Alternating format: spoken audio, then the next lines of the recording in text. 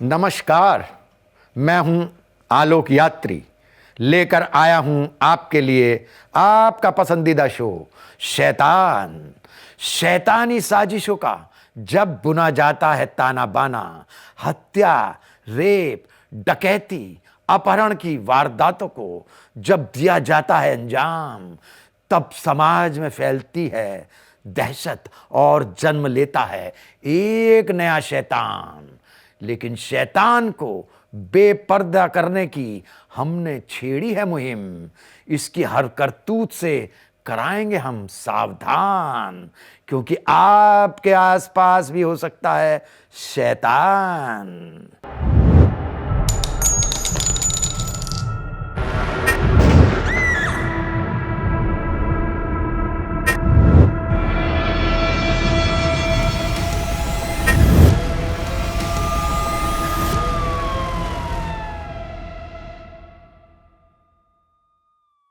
उस रात उस घर में ऐसा क्या हुआ जिसने फैला दी सनसनी? एक शव, दो बच्चियां और कई सवाल। किसकी थी यह करतूत और क्या हो सकता था शैतान का मकसद? आखिर पुलिस पड़ताल में मिल ही गया हर सवाल का जवाब।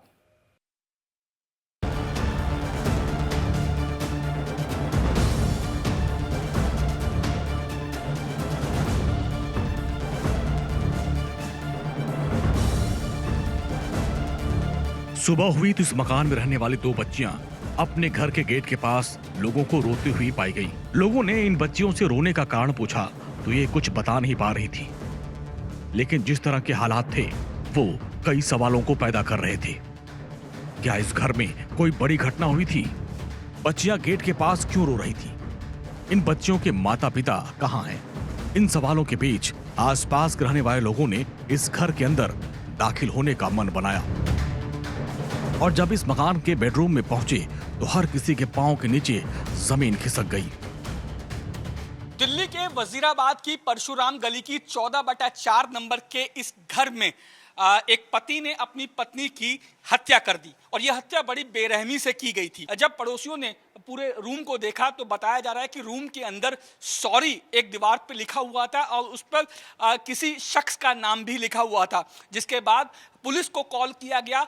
पुलिस जब मौके पर पहुंची तो देखा पारुल तिवारी यहाँ पे मृत पड़ी थी और पारुल तिवारी की बॉडी को उन्होंने कब्जे में लेकर पोस्टमार्टम के लिए भेज दिया। तकरीबन एक दिन के बाद ही 48 घंटे के अंदर जो वेद प्रकाश है जो इस घर में किराए पर रहा करता था उसको पुलिस ने गिरफ्तार कर लिया। और जब पुलिस ने उससे पूछताछ की तो वेद प्रकाश ने पूछताछ में यह बताया पुलिस को कि उसे शक था कि पारुल तिवारी के किसी और के साथ संबंध है और उसी शख्स का जो नाम है वो दीवार पर लिखा हुआ था, साथ में सॉरी भी लिखा हुआ था।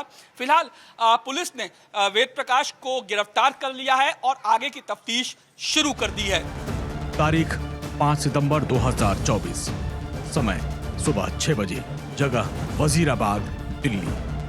चंद मिनटों में वजीराबाद इलाके की गली नंबर 14 में हर चेहरे पर दहशत दिखाई देने लगी, क्योंकि जिस घर के बाहर दो बच्चियां रोती हुई मिली थीं, उस घर में 25 साल की महिला की डेड बॉडी मिली जो इन बच्चियों की मां थी। वह पिता का कहीं कुछ अता पता नहीं था। यहाँ पर दो बच्चे रो रहे थे आपस में, तो एक आंटी जा रही थी तो उनसे बोला बच्चे ने कि आपने मेरे पापा को देखा है? तब उन्होंने बोला बेटा आप लोग यहाँ क्यों बैठे हो, अंदर जाओ। तो बड़ी बेटी रोने लगी जो 4 इयर्स की थी, आई थिंक इतनी। तो उसने कहा कि नहीं मेरे पापा तो कहीं चले गए, वो मेरी मम्मी मरी हुई है। अच्छा, तो बच्चों के सामने? जी जी जी, बच्चे ने ये बात बोला। फिर मैं तो पूजा करने जा रही थी, फिर मैंने अंदर जाके देखी तो डेड बॉडी पड़ी। फौरन ही इस बात की जानकारी पुलिस को दी गई। मौके पर पुलिस ने पहुंचने में देर नहीं लगाई और पहुंचकर जांच शुरू कर दी। महिला के मुंह से झाग निकल रहा था। पहले पुलिस को लगा कि यह आत्महत्या का मामला है, लेकिन पति के मौके से गायब होने की वजह से पुलिस का शक परिवार के मुखिया पर गहराने लगा। वजीराबाद में हमें सुबह सुबह इन्फॉर्मेशन मिली थी कि एक लेडी है जिसकी सस्पिशियस हालत में बॉडी पड़ी हुई है। इस इन्फॉर्मेशन पे जब हम गए तो पता लगा कि वहाँ पे एक अराउंड 25 से 30 साल की लेडी थी जो डेड थी और साथ में उसके 2 बच्चे थे जो वहाँ पे थे। पति नहीं था वहाँ पे। ये परिवार कुछ ही दिन पहले इस जगह पे रहने आया था एंड सुबह सुबह किसी पड़ोसी ने देखा था कि बच्चे रो रहे हैं। उसने जब जाके देखा तो उसको लेडीज़ की बॉडी मिली वहाँ पे। इस घर में वेद प्रकाश पत्नी पारुल और 3 और 5 साल की 2 बेटियों के साथ रहता था। कुछ दिन पहले ही वेद प्रकाश ने इस घर में शिफ्ट किया था। पत्नी की लाश कमरे में थी, वेद प्रकाश गायब था। लेकिन जब पुलिस ने मामले की जांच की तो वो हत्याकांड सामने आया जिसने हर किसी को हैरान कर दिया। क्राइम सीन का मुआयना कराया गया और जो एविडेंसेस हैं उनको कलेक्ट किए गए। बॉडी पे कोई निशान दिख नहीं रहे थे इनिशियली एंड जो 194 BNSS की कार्रवाई होती है वो अमल में लाई गई। बॉडी का पोस्टमार्टम कराया गया अगले दिन। पोस्टमार्टम के दौरान पता लगा कि बॉडी में स्ट्रैंगुलेशन हुआ था एंड उसकी वजह से डेथ हुई थी। फरार हुए वेद प्रकाश को पुलिस ने बिहार से गिरफ्तार कर लिया। उसने इस हत्याकांड के हर सच से पर्दा उठाया। आखिर क्यों वेद प्रकाश ने अपनी ही पत्नी को मौत के घाट उतारा? आखिर 4 सितंबर की रात क्या हुआ था उस घर के अंदर? हर राज से आज हम आपको रूबरू कराएंगे। बने रहिए हमारे साथ।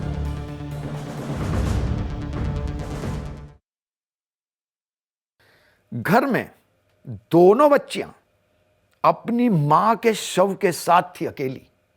मां की मौत बनी हुई थी एक पहेली। शैतान पिता भी था फरार। घर की दीवारों पर किसने लिखा था सॉरी? शक से शुरू हुई मर्डर हिस्ट्री, लेकिन पुलिस ने सुलझा ही ली आखिर मर्डर मिस्ट्री।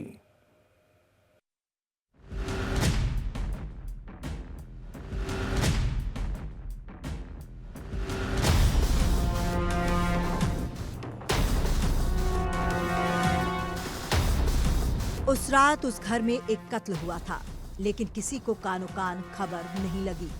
वो शैतान पति अपनी पत्नी को मौत के घाट उतारकर अपनी दोनों बेटियों को घर में अकेला छोड़ फरार हो चुका था, लेकिन किसी को कुछ पता नहीं चला।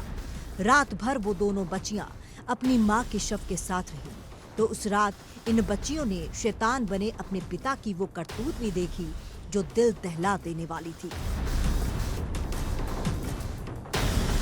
तारीख 4 सितंबर 2024, समय रात 10 बजे। कुछ दिन पहले ही इस घर में आए पारुल और उसके पति वेद प्रकाश के बीच जोरदार झगड़ा हुआ। पड़ोसियों को भी इनके झगड़े की आवाज आई, लेकिन मामला क्योंकि पति पत्नी के बीच का था, लिहाजा कोई बीच बचाव को नहीं पहुंचा।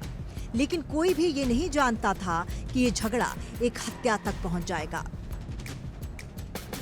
जब बच्चे गेट पर आकर मतलब कि वो रो रहे थे सुबह के टाइम में, तो पड़ोसियों ने देखा, तो उनसे पूछा भाई बेटे क्या हुआ? तो उन्होंने कहा कि भाई मेरे मम्मी अंदर है और मेरे पापा चले गए रात को, मेरे मम्मी को मार दिए, इस टाइप पे। फिर पड़ोसियों गए अंदर, सब हम लोग भी गए, देखे तो अंदर डेड बॉडी पड़ी हुई थी। दिन में आवाज़ आ रही थी, बहुत लड़ाई झगड़ा की, बहुत रो रही थी, बहुत बारिश हो रही थी। 4 तारीख वेडनेसडे को दिन में हो रही थी लड़ाई, बट मैं अपने बच्चे को लेने गई थी बाहर तक, तो यहाँ पे आवाज़ें बहुत आ रही थी। हत्याकांड को अंजाम देकर आरोपी वेद प्रकाश फरार हो गया था, तो उसने इस हत्याकांड को खुदकुशी की तरह पेश किया। हालांकि पुलिस की जांच में मामला आईने की तरह साफ हो गया था। तो कत्ल की जो वजह पुलिस के सामने आई, उसने खाकी को भी हैरान कर दिया। दरअसल जहां पारुल तिवारी का शव मिला, उस दीवार पर एक शख्स के नाम के साथ सॉरी लिखा हुआ था। इसी ने पुलिस के मन में वेद प्रकाश को लेकर शक बढ़ा दिया। फिर क्या था, कड़ाई से जब आरोपी से पूछताछ हुई तो उसने हर सच को पुलिस के सामने तोते की तरह उगल दिया। जो पति था जो वहाँ मौके पे नहीं था, उसको पकड़ा गया एंड उसको इंटरोगेट किया गया कि वो मौके से क्यों भागा है। इंटरोगेशन के दौरान पता लगा कि उसी ने अपनी पत्नी का मर्डर किया था। वो अपनी पत्नी का एक्स्ट्रा मैरिटल अफेयर सस्पेक्ट कर रहा था, जिसकी वजह से उनकी झगड़ा हुआ और उसने उनका मर्डर किया। बाकी जो क्राइम सीन एंड FSL है, उनके सबूत जुटा लिए गए हैं एंड पति को इस मामले में अरेस्ट कर लिया गया। पुलिस के मुताबिक वेद प्रकाश अपनी पत्नी पर शक किया करता था। वेद प्रकाश को लगता था कि पारुल के किसी से नाजायज संबंध हैं, इसी को लेकर आए दिन पति पत्नी के बीच झगड़ा हुआ करता था। लेकिन 4 सितंबर की रात दोनों के बीच ये झगड़ा इतना बड़ा कि वेद प्रकाश ने पारुल को मौत के घाट उतार दिया। जो पति को लग रहा था कि जिसके साथ एक्स्ट्रा मैरिटल अफेयर्स हैं, उसका नाम उसने लिख रखा था एंड सॉरी करके लिख रखा था कि मैंने ये हत्या उसकी वजह से है। इनके बीच में पारिवारिक संबंध ठीक नहीं थे और झगड़ा होता रहता था। इससे पहले भी नांगलोई में ये छोड़ के चले गए थे, तो उसमें भी मिसिंग दर्ज थी। तो इंसिडेंट्स होते आए थे एंड मैरिज स्मूथ नहीं थी, इनके बीच में झगड़े हो रहे थे। 2 मासूम बच्चे अपनी मां के उठने के इंतजार में आज भी हैं। तो 4 सितंबर की रात जो कुछ दिल्ली के वजीराबाद की गली नंबर 14 के इस घर में हुआ, उसने इन मासूमों के मन में जिंदगी भर का डर जरूर भर दिया होगा। Bureau report, India daily. काम तो था उसका ट्यूशन पढ़ाना, लेकिन अपनी ही एक स्टूडेंट को पढ़ाने लगा वो प्रेम का पाठ।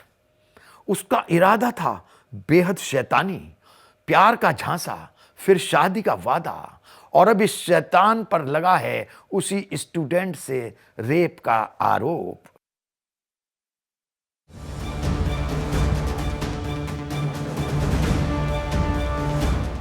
उसकी आबरू से खेलना उसका मानो शौक बन गया था। वो कहने को तो उसका ट्यूशन टीचर था, लेकिन पढ़ाने की आड़ में वो करता था उसके साथ गलत काम। पर अब मदरसा के इस टीचर की वो करतूत बेपर्दा हुई है, जिसने गुरु शिष्य के पवित्र रिश्ते को भी शर्मसार कर दिया है।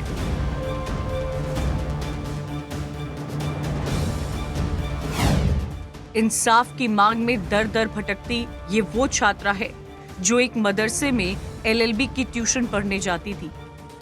आरोपी इसे ट्यूशन पढ़ाया करता था, लेकिन फिर उसने इस छात्रा को अपने प्रेम जाल में फंसाना शुरू कर दिया। पहले उसने पीड़ित को अपनी मीठी मीठी बातों में फंसाया, फिर शादी का वादा किया, और जब पीड़ित को उसके वादे पर एतबार होने लगा तो इस आरोपी ने उससे संबंध बनाने शुरू कर दिए। पीड़ित को इसी बात की उम्मीद थी कि जो शैतान उसके साथ आए दिन रेप करता था वो उससे शादी भी करेगा, लेकिन जब हकीकत उसके सामने आई तो इस शैतान की हर साजिश कड़ी दर कड़ी पीड़ित के सामने खुलने लगी। नन्हे खां जो इस्लामिक ऑर्गेनाइजेशन के पदाधिकारी हैं, उन्होंने मुझे प्रेम जाल में फंसाया और निरंतर मुझसे शारीरिक संबंध बनाए और मुझसे शादी का वादा करते रहे। फिर मैंने जब शादी का कहा तो उन्होंने और उनके भाइयों ने मुझे डराया, धमकाया और जान से मारने की धमकी दी। आरोपी के लिए पीड़ित अब गले की फांस बनने लगी थी। वो उससे पीछा छुड़ाना चाहता था, लेकिन पीड़ित ने तो ठान ली थी कि वो शादी उसी से करेगी जिसने उसके जीवन को बर्बाद किया है। आरोपी लगातार पीड़ित पर दबाव बना रहा था कि वो उसे बख्श दे। यहाँ तक कि आरोपी के भाइयों ने भी पीड़ित को धमकी देना शुरू किया था, लेकिन पीड़ित इनके सामने जरा भी नहीं झुकी। बात न बनती देख आरोपी के भाइयों ने पीड़ित को पैसों का भी लालच दिया, लेकिन हर बात उनकी बेकार रही। पीड़ित छात्रा आरोपी को उसके किए की सजा दिलाना चाहती है, तो बढ़ती धमकियों के बीच उसने कानून का दरवाजा खटखटाया। हन्नान, मन्नान, फुरकान और सुभान, उनके चारों भाई। ये चारों लोग आपको धमका रहे हैं साथ में? जी, और सभी लोग इतने दिन हो गए, 31 तारीख की ये बात है, तभी से लेकर अभी तक ये सारे लोग मुझे झांसा दे रहे हैं, शादी कराएंगे, निकाह कराएंगे। ना ही ये निकाह करा रहे हैं और ना ये कुछ करा रहे हैं। ये सिर्फ मुझे पैसे ऑफर कर रहे हैं, पैसे ले लो। मैं इंसाफ चाहती हूँ और उससे शादी करना चाहती हूँ। जन सुनवाई हुई। जन सुनवाई के दौरान पीड़ित पुलिस के सामने पेश हुई। उसने मदद की गुहार लगाई। आरोपी मदरसा टीचर होने के साथ साथ स्टूडेंट इस्लामिक ऑर्गेनाइजेशन का पदाधिकारी भी। तो दूसरी ओर पीड़ित का साथ देने अब हिंदूवादी संगठन सामने आ गए। पुलिस मामले की जांच कर रही है। लगातार सियासत हो रही है। सियासत के बीच कहीं मामला पेचीदा न हो जाए, पुलिस बारीकी से इस मामले पर निगाह बनाए हुए है। पुलिस ऑफिस में जन सुनवाई के दौरान एक महिला जो ककराला की रहने वाली हैं, वो आई थी और उन्होंने एक प्रार्थना पत्र दिया है जिसमें उनके द्वारा कहा गया है कि एक शिक्षक ने उनके साथ शादी का वादा करके शारीरिक संबंध बनाए और अभी शादी से वो मना कर रहा है। इस संबंध में उनके प्रार्थना पत्र को थाने के लिए एंडोर्स कर दिया गया है। थाना प्रभारी से बात कर ली गई है और इस संबंध में अभियोग पंजीकृत कर आगे की कार्रवाई की जाएगी। पीड़ित आरोपी के लिए सख्त सजा की मांग भी कर रही है, वो भी उससे शादी की डिमांड कर रही है। मामला पुलिस के सामने है, लेकिन जिस तरह एक ट्यूशन टीचर ने शैतान बन इस पूरे रेप कांड को अंजाम दिया, वो हर माँ बाप को खबरदार करने वाला है। Bureau report, India daily.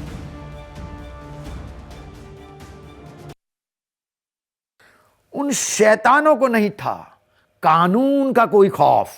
School जाती लड़की से पहले उन्होंने की छेड़छाड़ और फिर किया अपहरण का प्रयास, लेकिन ये शैतान हो नहीं पाए अपने मंसूबों में कामयाब। अब अदालत पढ़ाएगी इन्हें कानून की किताब।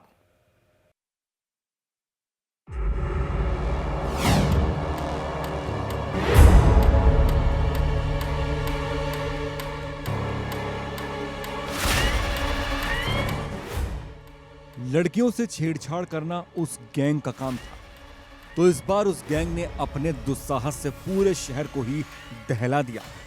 तारीख 10 सितंबर 2024, समय सुबह 9 बजे। वो निकली तो थी अपने कॉलेज के लिए, लेकिन कुछ शैतानों ने उसे अपना शिकार बनाने की कोशिश कर डाली। रिक्शे पर कॉलेज जाती बीए फर्स्ट ईयर की छात्रा से पहले कार में मौजूद 4 आरोपियों ने छेड़छाड़ की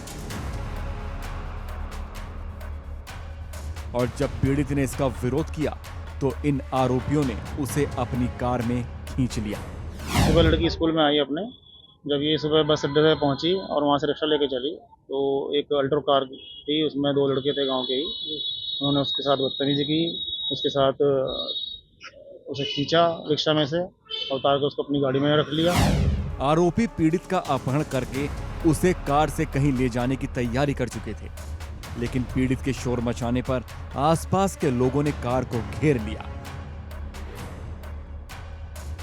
जिसके बाद 3 आरोपी मौके से फरार हो गए तो एक को लोगों ने पकड़कर पुलिस के हवाले कर दिया। एक सूचना प्राप्त हुई कि नवाब अजमत अली कॉलेज के पास एक छात्रा को कुछ लड़कों ने जबरन गाड़ी में बिठाने की कोशिश की है। इस सूचना के मिलते ही पुलिस तुरंत जो है मौके पर पहुंची एवं उनमें जो मुख्य आरोपी था उसको वो पुलिस की हिरासत में है। जो वादी मुकदमा है, उन्होंने कुछ और लड़कों के भी नाम लिए हैं, वो इस समय जो है अपने घर से फरार है, उनकी जो है तलाश जारी है। पीड़ित के परिजनों के मुताबिक आरोपी उन्हीं के गांव के थे जो अक्सर उनकी बेटी को परेशान किया करते थे, लेकिन जिस तरह दिन दहाड़े आरोपियों ने इस वारदात को अंजाम दिया, उसने पीड़ित के परिजनों को दहशत में डाल दिया है।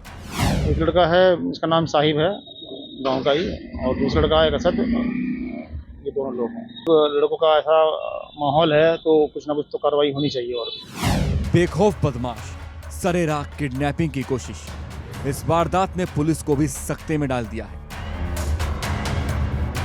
एक आरोपी पुलिस गिरफ्त में है तो बाकी बचे आरोपियों की तलाश में पुलिस जुट गई है।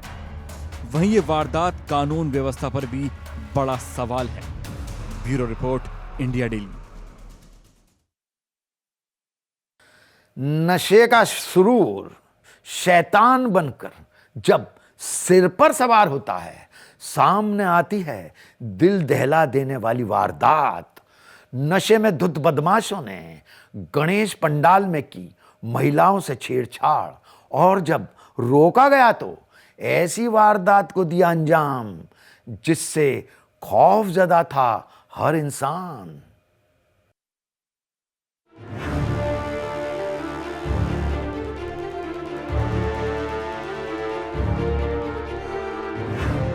नशा करना, छेड़छाड़ करना उनका काम था। वो चोर भी थे और आजाद भी घूम रहे थे, और इसी में उन्होंने गणेश पंडाल को अपना निशाना बनाया। तारीख 8 सितंबर 2024। बिहार एक बार फिर एक और अपराध से दहला। नशे के सुरूर में अपराधियों ने गणेश पंडाल में जमकर अपना तांडव मचाया। बदमाशों ने महिलाओं से छेड़छाड़ भी की तो कई लोगों के मोबाइल पर भी हाथ साफ किया। जिसके बाद जब लोगों ने इनका विरोध किया तो इन्होंने उनके साथ मारपीट भी की। हालांकि पुलिस के आने के बाद ये फरार हो गए। तारीख 9 सितंबर 2024। आरोपियों ने बदला लेने का प्लान बना रखा था, तो इन आरोपियों को रोकने वाले बीजेपी नेता को इन शैतानों ने अपना निशाना बनाया। बीजेपी नेता शशि मोदी पर अपराधियों ने बम से हमला कर दिया। इसके बाद जैसे ही वो जमीन पर गिरे तो अपराधियों ने गले और सिर समेत शरीर के कई हिस्सों में धारदार हथियार से उन पर हमला भी बोल दिया। लड़की लोग को छेड़छाड़ किया और उसके बाद मोबाइल एक दो आदमी का छीन लिया और लड़की लोग का जो जिसको छेड़ा था उसका गार्जियन का जो विरोध करने के बाद गार्जियन को ही मारना शुरू कर दिया। जितना भी जो है आया था 1 2 4 जनानी सबको जो है छेड़छाड़ करते हुए मारपीट करते हुए और उसके बाद जो है इसको मारा है। इसका घर पर शशि मोदी के घर पर भी जो है जाके हमला किया है। क्या क्या चीज से हमला किया है? पहले बम चलाया है, बम चलाने के बाद गोली चलाया है। जब इसको बम लगने के बाद जब गिर गया तो जो ताड़ छेपने वाला हंसू से इस पर प्रहार के गला में जो है माथा में जो है मारा है। इस वारदात में पुलिस पर भी संगीन आरोप लगे हैं, क्योंकि पुलिस ने इन बदमाशों पर कोई एक्शन नहीं लिया। आरोपी फरार हैं, तो अब बीजेपी नेता इस मामले में सख्त कार्रवाई की मांग कर रहे हैं। इस सूचना पर हम सब लोग यहाँ उपस्थित हुए हैं और मायागंज अस्पताल में उनका इलाज अभी चल रहा है, सीटी स्कैन हुआ है।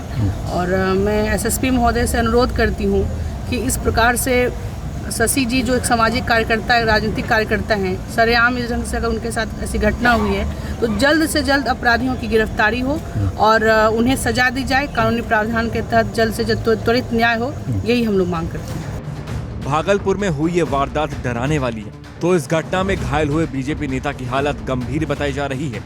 तो जिस तरह लगातार हो रहे अपराध और आपराधिक वारदात बिहार में शोर मचाए हुए है, उसने पुलिस व्यवस्था को भी कटघरे में खड़ा कर दिया है।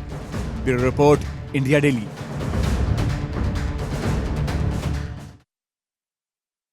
हमारे शो में आज बस इतना ही। अगली मुलाकात तक आप रहिए सावधान, क्योंकि आसपास हो सकता है शैतान।